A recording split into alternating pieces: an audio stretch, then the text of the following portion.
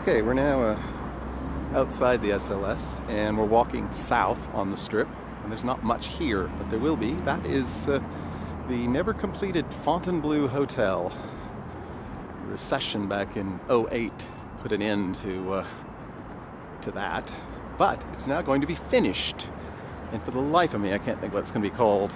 I'll put a little note on the bottom, tell you when I get to a point where I remember. But there's not a lot to see around here. This is like a Hilton's Grand Vacation.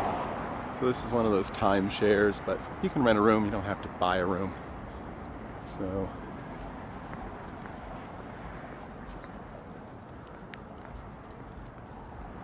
but anyway, you get to see what I see. As I say, there's not much here, but there is going to be some new construction.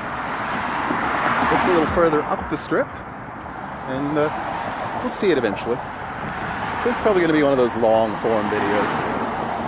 So we're going to just go down to Circus Circus, which is still a little bit of a hike.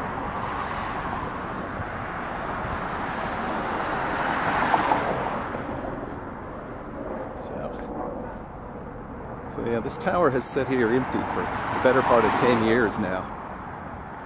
They tore the furniture out of it, sold it to the plaza downtown. So that's it's good for them. I'm sure they got a pretty good deal on it, and it is give them some of the nicest rooms downtown, really.